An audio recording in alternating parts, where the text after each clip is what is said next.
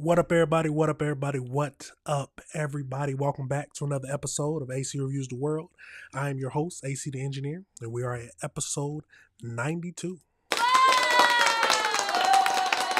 Yep. Stay hydrated, everybody. But yes, we are at episode 92. Getting closer and closer to episode 100. Don't know what I'm gonna do. Probably be an extra long episode, but we'll get over into that. But you know, we're here every day, Monday through Friday, starting between 6 and 7. We do 4 topics where we talk about some crazy things that are happening that we need to review together. And then we just have a discussion about it. We have a discussion. You tell me your thoughts, and you tell me if you disagree with anything I say. But you know how I like to do it. Let's jump right into it. The first thing we're discussing today, the very first thing, we talked about this before. Melodee Buzzard, I might be saying her last name wrong, but her body has been found. Now, if you don't remember, we talked about it was a 9-year-old girl who went missing. The last person to see her was her mother. When she came back, she didn't have her with her. The police have been watching her, but they haven't arrested her until recently that her body has been found. So let's get over into it. We got a few news reports to look at, and then we'll see what all this is about. And then they most recently had a press conference today where we'll dive into what exactly they mentioned. So let's get over into it and see what we can find out. Breaking news in the search for Melodee Buzzard, the 9-year-old California girl who has been missing for more than 2 months now. A source telling NBC News that her body has been found. Earlier today, police took Melodee's mother into custody at her home in Santa Barbara County. NBC's Dana Griffin joins us now with the latest. Dana, our affiliate KSBY is reporting that officers had to pry open the door to Ashley Buzzard's house. What are we learning? And remind viewers of the details of this case. Yeah, so Ellison, I just got an update from our investigative reporter, Andy Blankstein.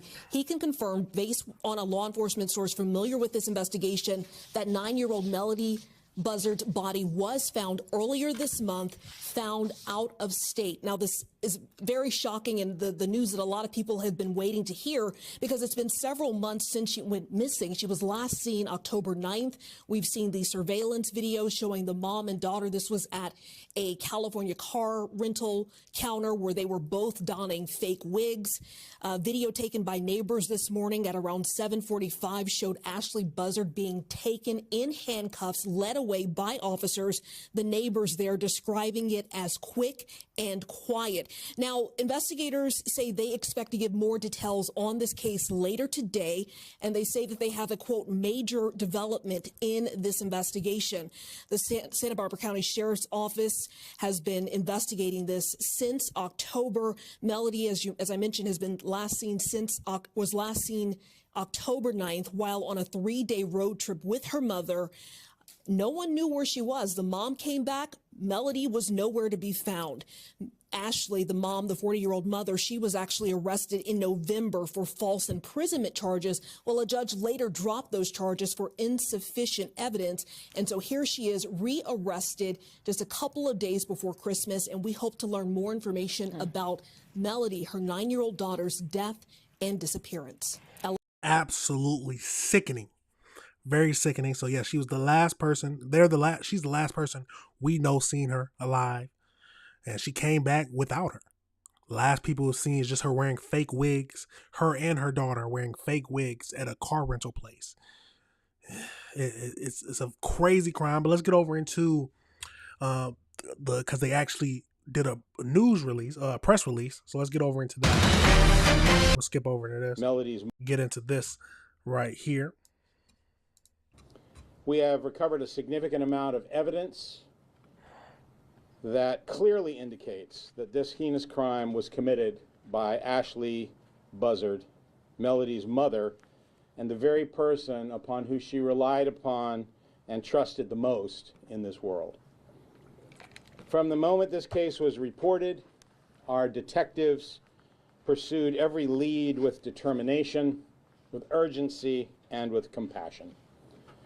Our investigators and those of our allied agencies worked simultaneously on multiple fronts some maintaining around-the-clock surveillance of Ashley Buzzard, while others focused on the painstaking collection, analysis, and verification of physical, digital, and forensic evidence.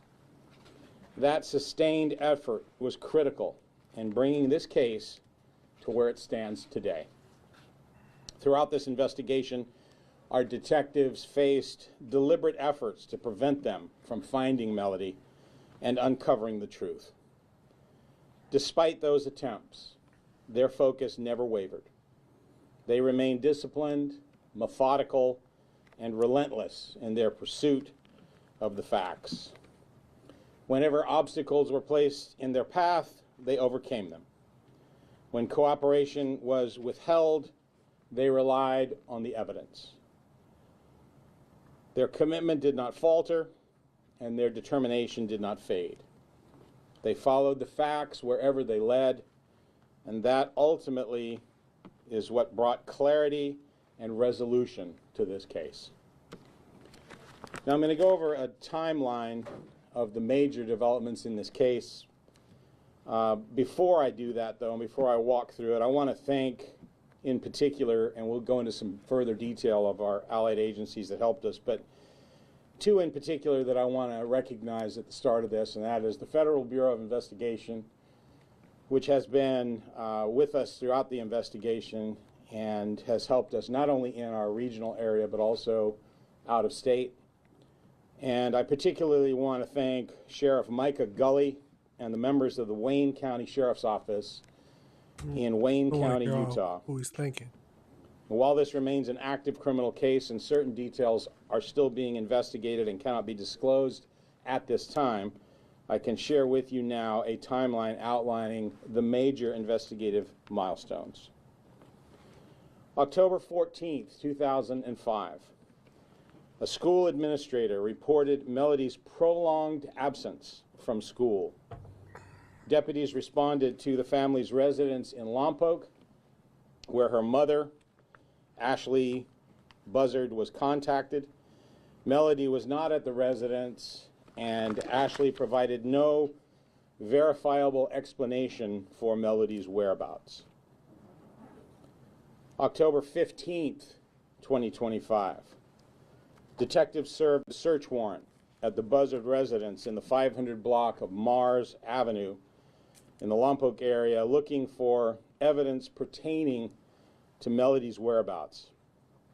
Subsequent to the search warrant, it was determined that Ashley had recently rented a car, and video surveillance images were obtained showing Ashley and Melodee at the rental car office, both of them wearing wigs in an apparent attempt to conceal their identity.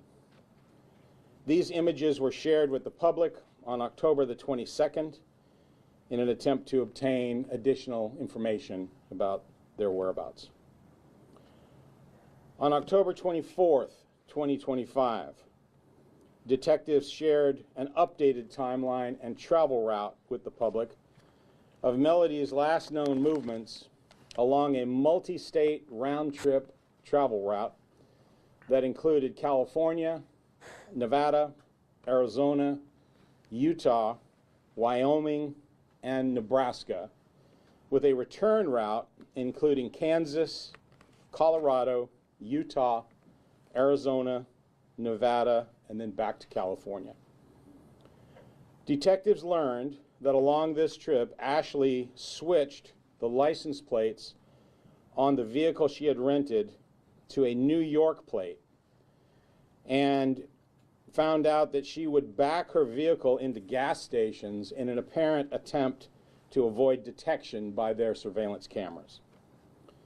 Melodee was last seen on video surveillance with Ashley on the Colorado side of the Colorado-Utah border on Thursday, October 9th, 2025.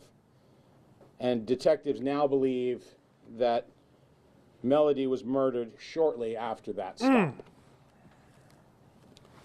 On October the 30th, sheriff's detectives, along with the FBI evidence response team, responded and served follow-up search warrants at the home of Ashley Buzzard, as well as for a storage locker that she had rented and upon the car that she had recently rented as well. During the search of the Mars Avenue residence, an expended cartridge case was recovered. During the search of the vehicle, a live round of similar ammunition was located. Detectives submitted the expended cartridge case to the Bureau of Alcohol, Tobacco, Firearms, and Explosives for inclusion in their national database called NIBIN, the National Integrated Ballistic Information Network. December the 6th, 2025, members of the Wayne County Sheriff's Office in Utah responded to a call from a man and a woman who were taking photos just off the 3300 block of East State Route 24 in a remote part of Wayne County, Utah. This couple had discovered the decomposed body of a deceased person off of the side adjacent to West Caneville Road. On December 8th, 2025, a member of the Wayne County Sheriff's Office notified the Santa Barbara County Sheriff's Office of the discovery of the unidentified found body.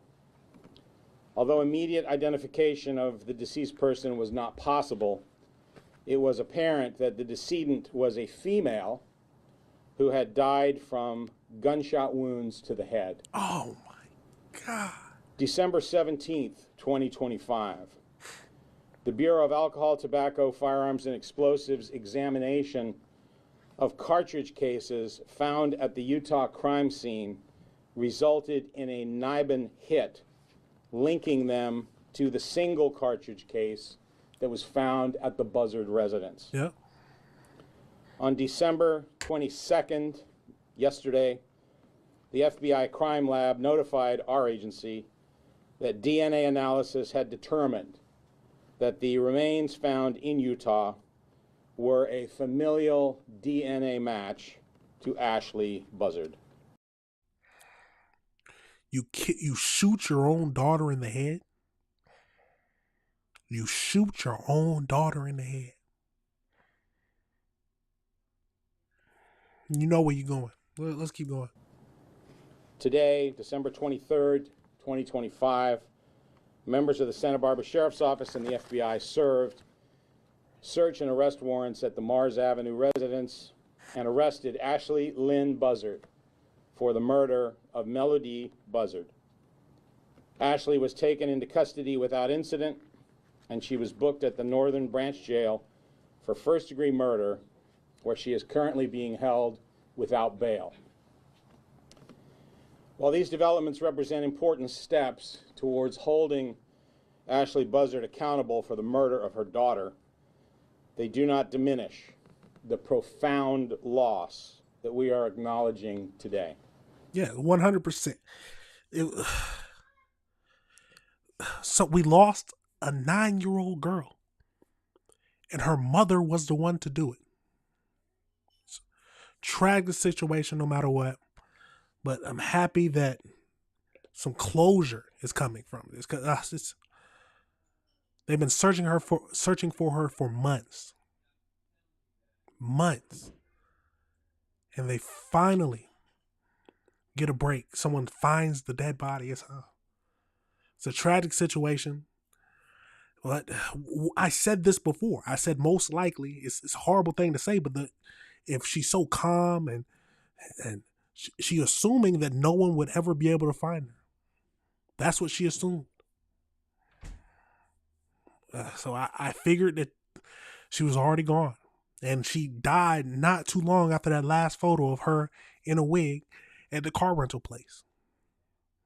It's a tragic situation no matter what, but she is being charged. But the mother is being charged with first-degree murder. All the pieces connected.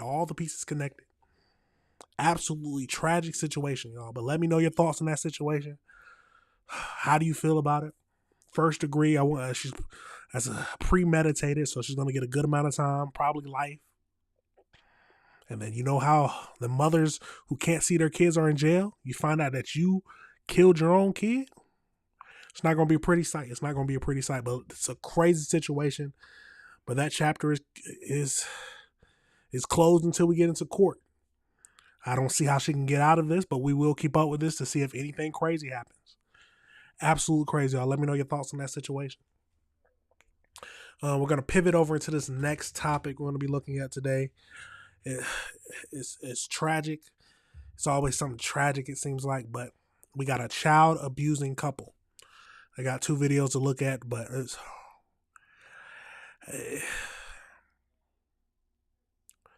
the world can be a terrible place. Let's get over into it, though. Let's get over into it and see what we can find out. See what we can find out.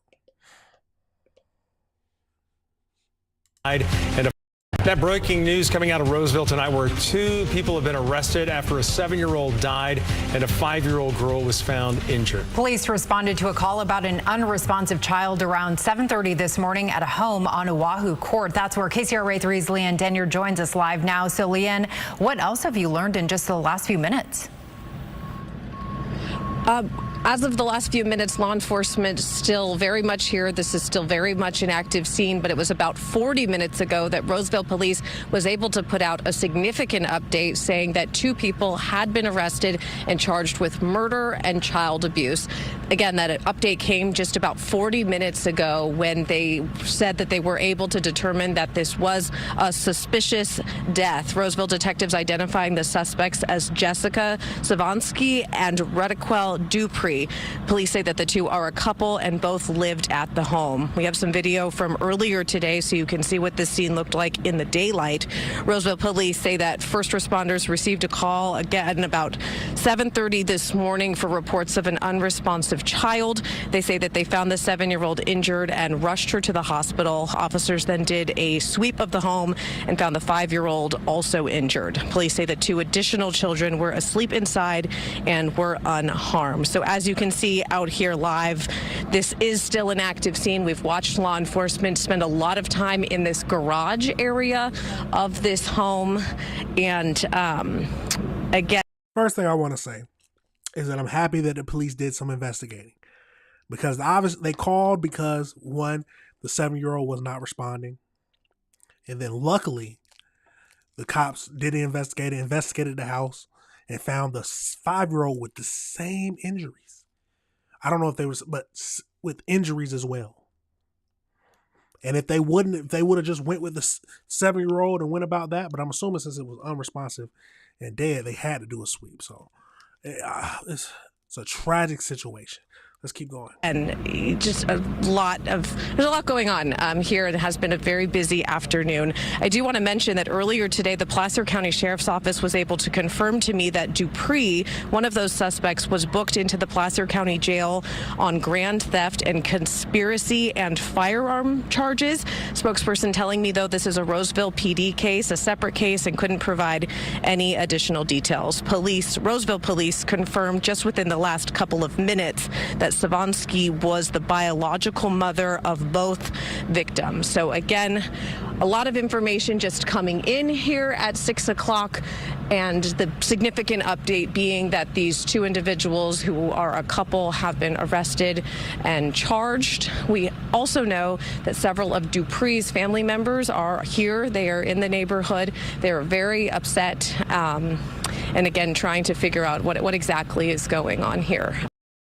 I think it's like 80% of all child abuses are committed by guardians, which is understandable because you only let somebody that close to your children, but it's a tragic situation. Let's get over into this next video. Tonight, investigators are still trying to figure out why a 7-year-old girl in Roseville is dead. The 2 adults who live at the associated home now facing murder and child abuse charges. One of them, a former Citrus Heights police officer. Roseville police tell us officers were called to a home on Oahu Court just before 7:40 this morning. That's where we find ABC 10's Garjpal Sangha.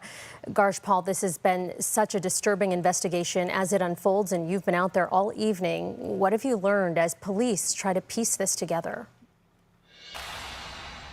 Yeah, Nazi investigators are continuing to pitch away at this investigation. And right now, we're about 15 plus hours since the initial call. And you can see police is wrapping up the scene here as they've already collected all the evidence for the on-site investigation. But it's that home that is further back there. Now, investigators are still working to determine exactly what happened inside this house, and family members are struggling to make sense of it.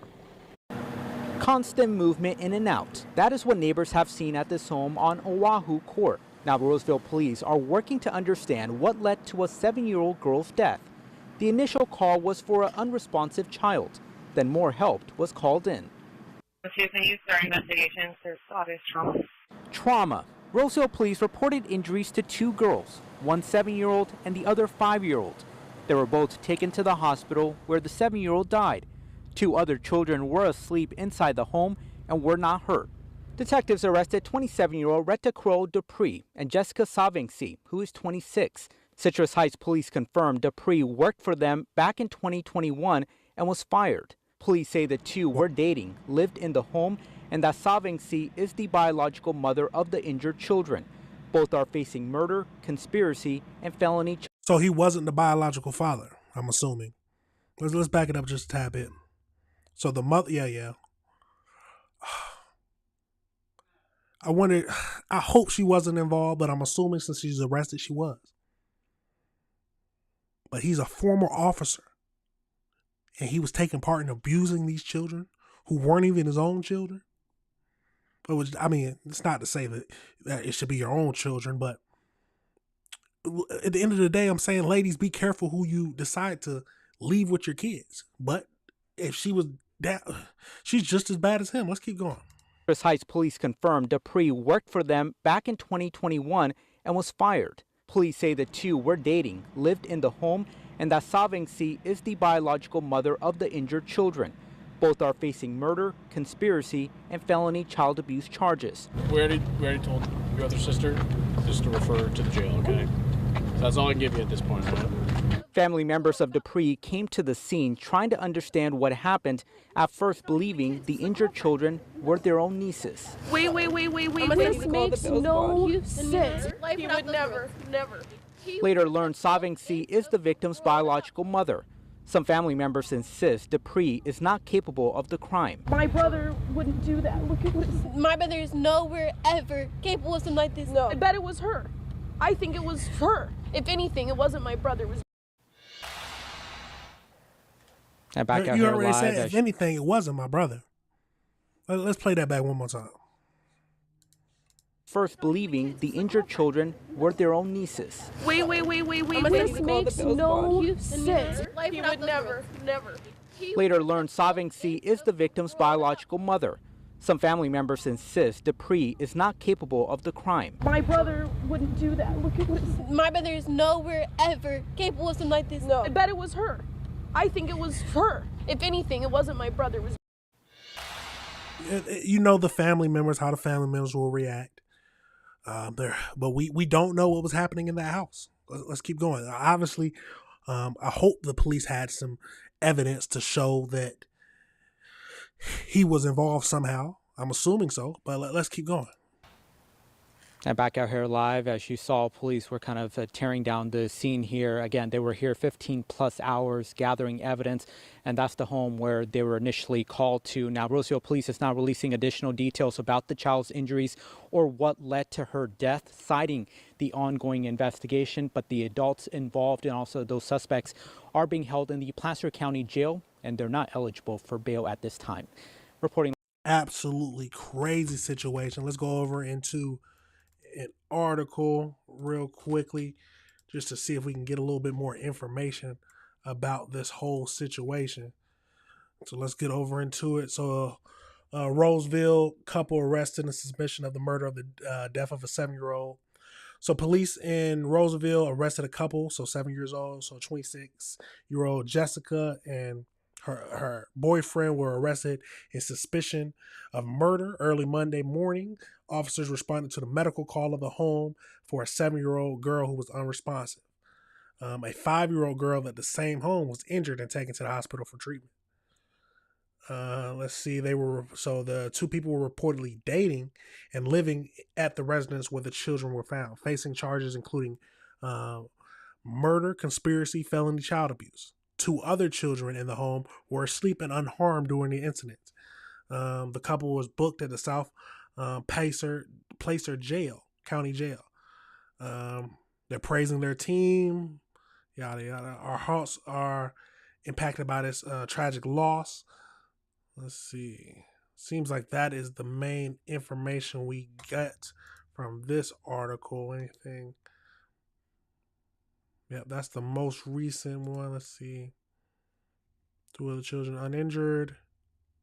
Okay, Dupree filed a lawsuit against the Circuit's House Department, claiming that he was wrongly terminated after the mother of his two daughters filed a false police report claiming he pushed her. The status of the lawsuit is unknown. Okay, we're getting somewhere. So that is the reason. I was wondering why he was fired. So they did not provide any information about how he left the department, but just said that he did not quit. So I was wondering why he was fired. So his wife complained about him pushing kids or pushing her. I mean, two incidents where you're abusing someone is not looking good. It's not looking good, but we just got to wait till more evidence to come out because it's an absolutely tragic situation. A 7-year-old girl has died, and a 5-year-old girl was also injured. And of course, you got the family members who are out there saying, my brother would never do anything like this. He's not like that. It has to be her. What do we expect? We expect the family members to come pouring out saying, oh, that is not my brother. But we don't know what happened. It could very well be that it was her, but it could very well be that he was a part of it as well. I mean, they didn't mention anything about him abusing his own kids, but I would think it would be easier to abuse somebody else's kids than your own. So if he was doing it, it's a tragic situation no matter what. If whoever touched the kids needs to deserve to spend the rest of their lives behind bars. It's a simple fact as that. 7-year-old girl gone, a 5-year-old girl definitely traumatized. And then other kids who were in the house are also going to be traumatized because their parents were arrested. They were probably woken up in the middle of the night. No, it was 7:30. Yeah. So at 7:30 in the morning, they was maybe still in the bed, but absolutely going to be traumatized. Hopefully we find out exactly what happened, who laid their hands on who, and that person faces the appropriate amount of justice.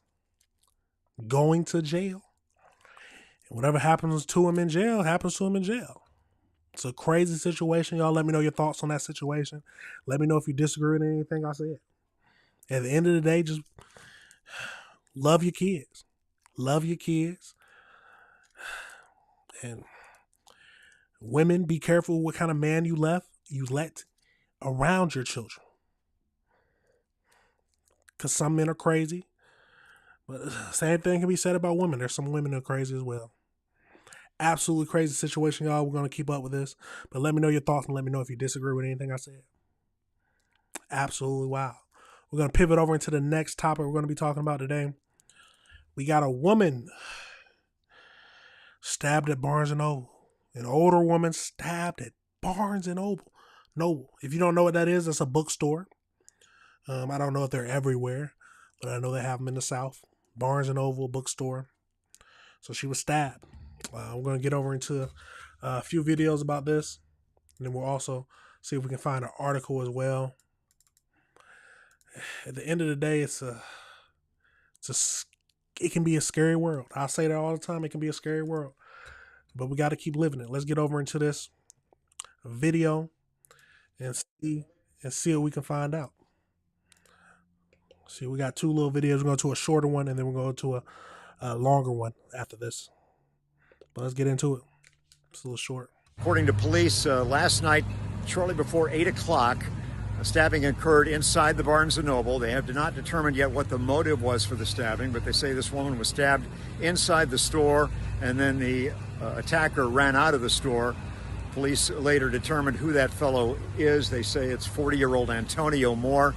Police say the investigation is ongoing, and we're trying to get more details from police on exactly how this happened, the possible motive for this surprising crime.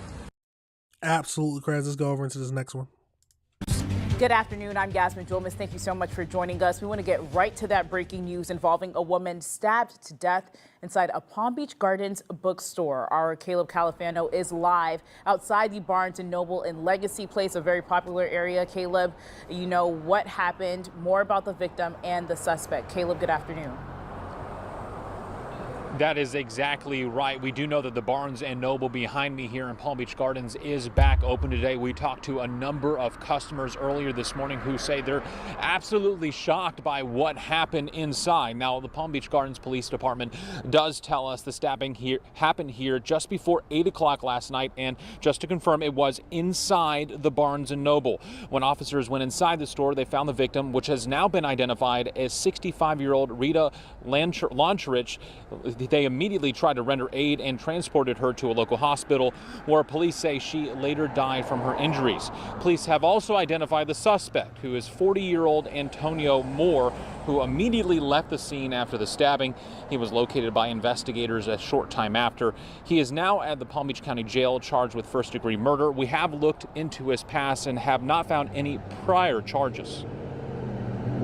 It's horrible. I've lived here for more than 50 years. It used to be a really nice little community, and can't imagine going into a Barnes & Noble and having to see something like that. Now, we have reached out to Barnes & Noble Corporate about the stabbing. They say they do not comment on active police investigations. For now, we're live in Palm Beach Gardens. Caleb Califano, WPBF 25 News. Just something you never hear. Absolutely crazy situation, no matter how you look at it. Let's go over into this little article so we can find out a little bit more about it. So, well, not really article. We can go into AI. So, you know how I like to use it to help bring stuff together. But so, like they said, on Monday, December 22nd, a 65-year-old woman was fatally stabbed inside of a Barnes & Noble in Palm Beach Gardens, Florida. The victim was identified as Rita. According to the police and witness statements, the incident happened at 7:53 p.m. at Barnes & Noble, located in Legacy Legacy Shopping Center. So after the stabbing, she ended up calling her husband to report the attack. She was found by officers inside the store and transported to a local hospital, where she later died from injuries. I can't imagine getting a call from my wife saying that she's been stabbed, and that is the last time. I don't know if that's the last time he talked to her or not, but that's one of the last times you talked to her. You call the police, but after the stabbing, she called her husband. Later, she died from her injuries.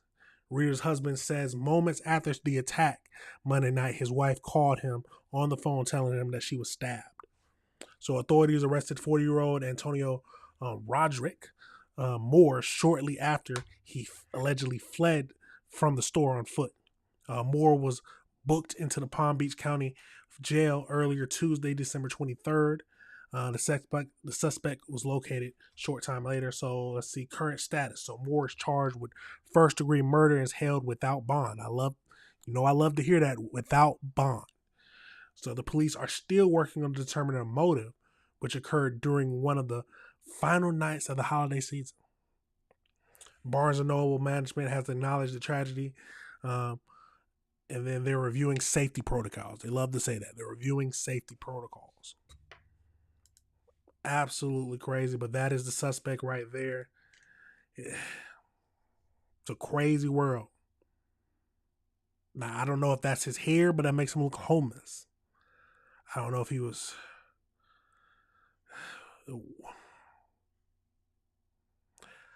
I don't know what he was thinking. We probably won't never know what the motive was. Money. But we just got to wait to find out. At the end of the day, it's a tragic situation. And this just goes to show you, I say this all the time, you never know when the last time will be yours.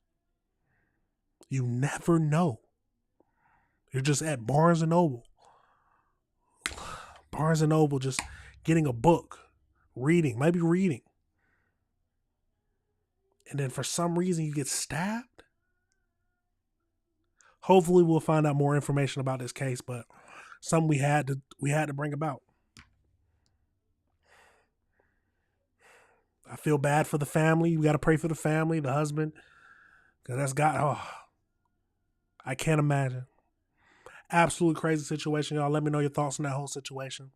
Let me know how you feel about that. End of the day, keep your family close, y'all, because I've said this plenty of times. You never know when the last day can be yours.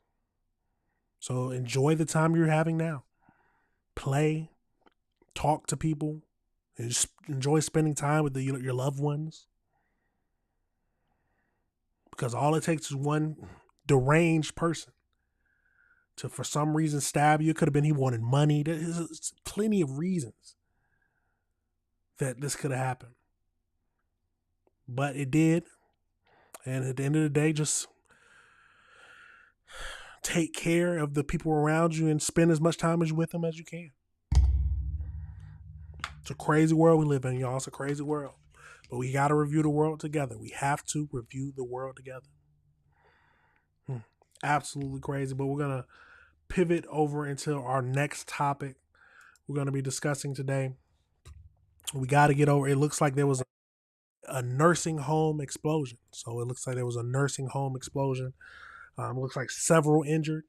We'll get over into a few videos and then an article so we can understand exactly what's happening. So let's jump over into it and see what we can find out.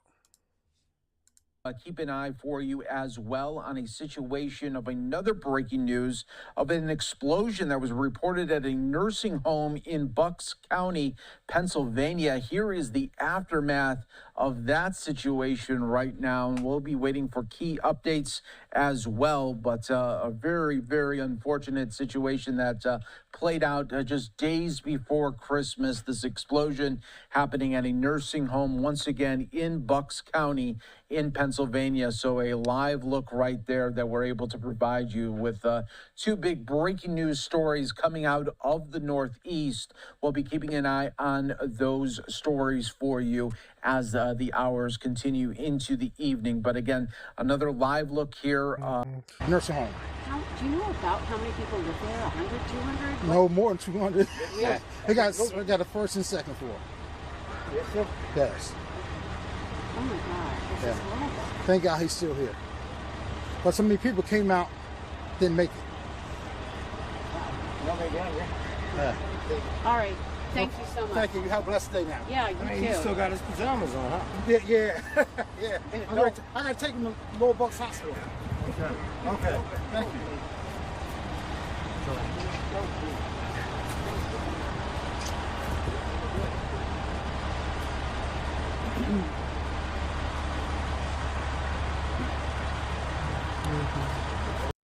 I've yet to hear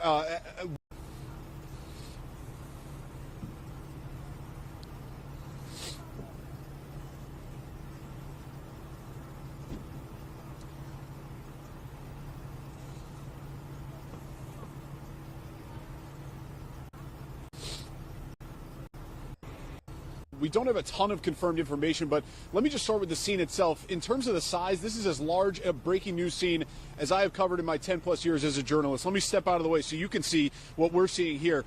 First of all, I want to zoom in on the collapse itself. You can still see a lot of smoke coming from this nursing home. This is the Silver Lake Nursing Home in Bristolboro, and you can see just that massive plume of smoke coming out of it. So it kind of speaks to how recently this potential explosion and collapse happened.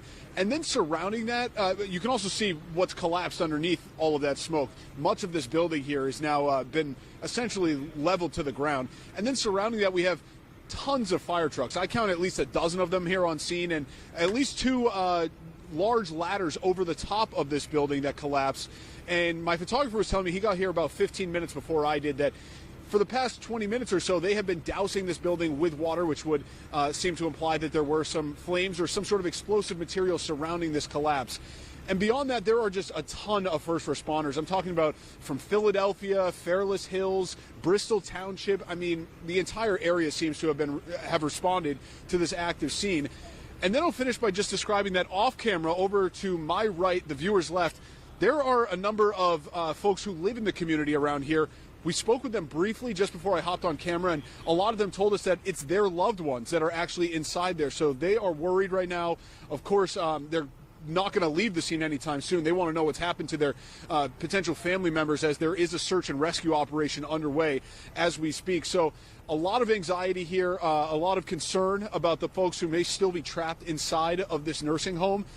It's a tragic situation. There's still people trapped inside of this inside of this nursing home. We're not going anywhere. We just got here. We're going to start talking with some of these residents, also some of the first responders. We hope to find out exactly what may have caused this explosion. We have yet to hear what may have caused it, and also how many people may still be trapped inside. But the last we heard, there's an active search and rescue effort underway at this hour. We'll stay on top of this and bring you any updates as soon as we get them. Back to you guys in the studio. Absolutely tragic situation. Let's get over into this next video real quickly. Let's jump over into it. So from the New York Post, you know, I love the look at them. So let's get over into that and see what else they can tell us.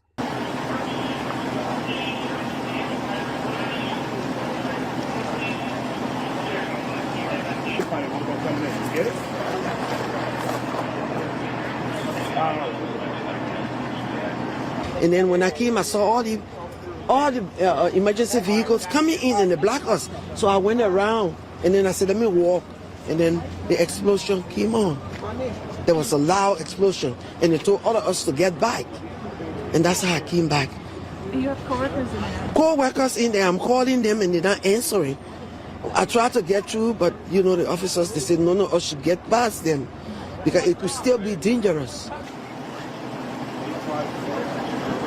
Darren, my car is on the corner. Is it at the light? All right. Was anybody hurt or?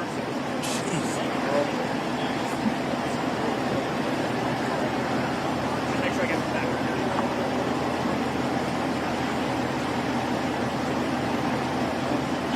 I heard from someone that workers have been smelling gas in there. Yes. On the weekend, we did smell gas, but because there was no heat in the room, so we didn't take it to be anything. I think that's worse, ain't it? If there's no heat and you're just smelling gas. Let's go. No, over here, over here, over here.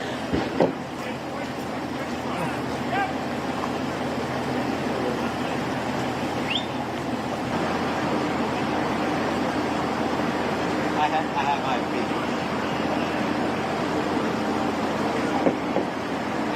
What is it like to hear that people are trapped? They're It's devastating. It's so devastating.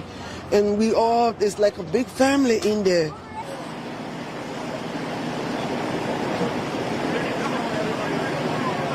Absolutely tragic situation. Let's get over into just a little more breakdown of some more information from this whole situation.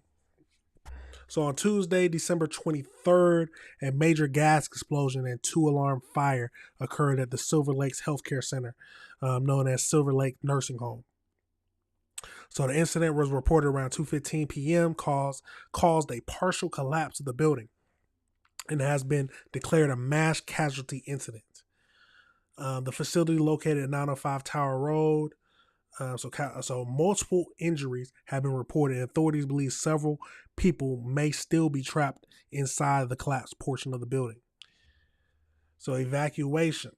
So displaced residents are being transported by school buses to the reunification center established at Truman High School. So the facility breakdown. So Silver Lake is a 174-bed for-profit facility, while it passed a fire safety inspection in 2024.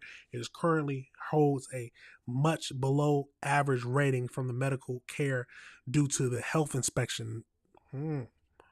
So emergency responders from the different counties, as well as the units from New Jersey, are on the scene. Firefighters initially had to retreat due to the high concentration of gas, and the rescue teams are using search cameras to locate anyone trapped inside the void spaces.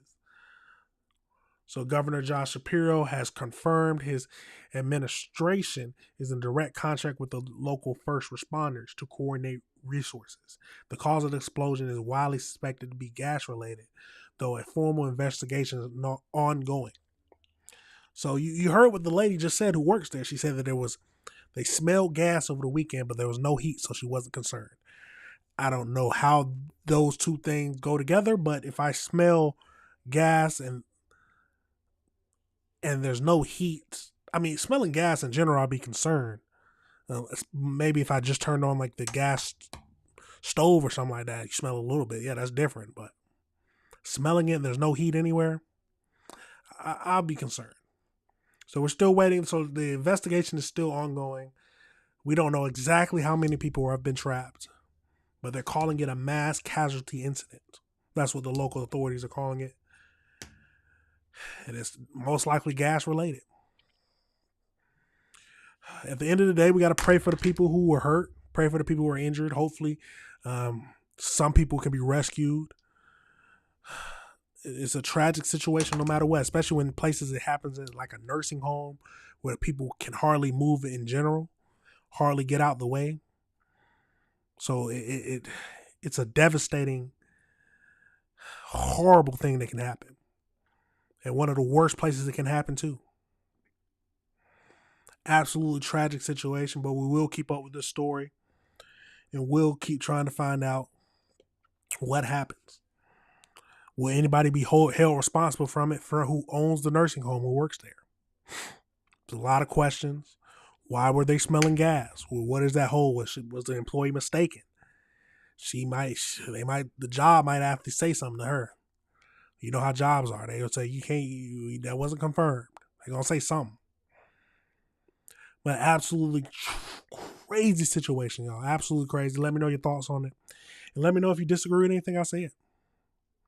At the end of the day, we got to review the world together. We have to review the world together. But that is it for the show today, y'all. Let me get a good sip of water. That is it for the show today, y'all. Like always, we go over a lot of crazy things.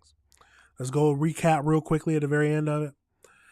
We talked about Melodee. Buzzard's body was found. And it looks like she was shot in the head by her own mother. Tragic situation. And then we got this couple who was arrested. The mother was arrested with them, who is charged with murder of a 7-year-old girl. And a 5-year-old girl was in the same house who appeared to be abused as well. And then we had a stabbing of a 64-year-old woman at Barnes & Noble's for only God knows what reason. And then lastly, we have this gas explosion that happened at a nursing home. One of the worst places it can happen for. Nursing homes, schools, places like that. Absolutely tragic situation. We will keep up with how many people were actually hurt. But it had 174 beds in there. Let's see how many people, but they are calling it a mass casualty event. It's a crazy world we live in, y'all, but let me know any thoughts on that situations that we looked at. Let me know if you disagree with anything I said. Remember, y'all, hit that like button, hit that subscribe button, and hit that notification bell so you can be up to date on all the videos. Because we got to review the world together, y'all. We have to review this world together. Because it's crazy. It's crazy out here. Thank you all for watching now. Thank you for watching later. You already know these videos will be broken down, so you can go back and watch the right one you like. But that is it for the show today, y'all. Y'all already know I will be back, most likely starting at 6 tomorrow. Crazy world, y'all. Let's review it together. But you already know I got to play the outro. But that's it for now, y'all. See y'all tomorrow. Peace.